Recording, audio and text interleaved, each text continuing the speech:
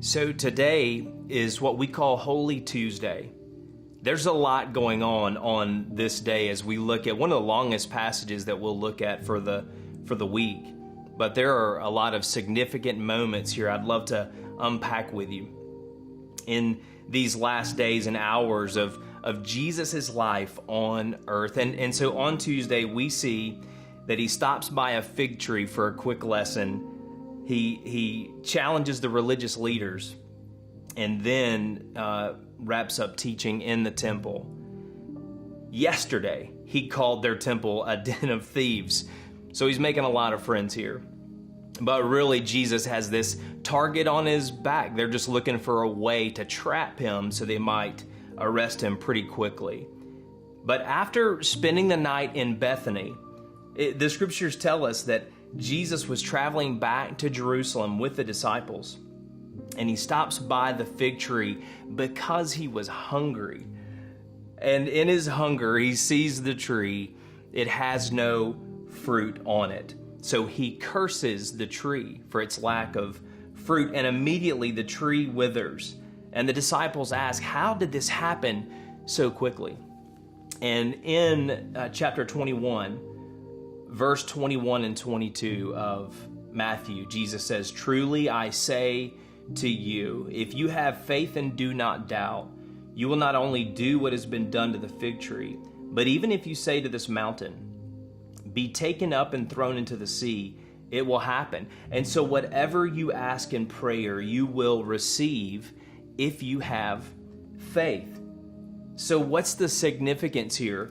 Jesus has all authority, and I love every reminder that brings us back to that. First, an issue of faith for the disciples, because he says, if you have faith, you'll be able to do this and more. And that's really powerful for the disciples in the days and years to come. But this is not the first time that Israel has been warned of a coming judgment. And even in Jeremiah 8, Israel was compared to the same fruitless fig tree.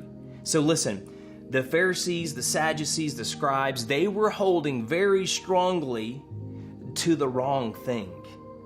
And they were producing no fruit. So as Jesus was making his way into the temple, he's met by the religious elite who began to trap him in blasphemy and try to arrest him quickly just to be done with it. But before they are done, Jesus steps it up again, and he pushes in on what we know to be called the greatest commandment, to what truly matters, what he really wanted them to know. And then he delivers even the 7 woes for all the religious leaders too before he wraps up. The culture and their beliefs were robbing them of the kingdom. And here's what was big for Jesus. They were also leading others to be robbed of the very same kingdom. And their personal comfort was keeping them from true peace and knowing the Father. So for you and I today, what does this mean? As we journey through this Holy Week and continue to discover Jesus, here's what we know. Jesus is making a clear distinction between religion and knowing the Father. Keeping only to knowledge and information about God robs us of a relationship with God. They are not the same thing. And the actions of Jesus this week are all for us to know the Father. His triumph over death then is our victory over sin today. So this should not lead us to legalism and faith and trust in our own good behaviors and our good works. It should lead us to a relationship with Jesus based only on how good he is. And so today for us, we think about the greatest commandment, to love the Lord our God with all our heart, soul, and mind. It's the greatest commandment, but a second one is equally as great, which is to love our neighbor as ourselves. So let's pay attention today. Let's be Jesus, and let's love the people around us well and produce the right kind of fruit.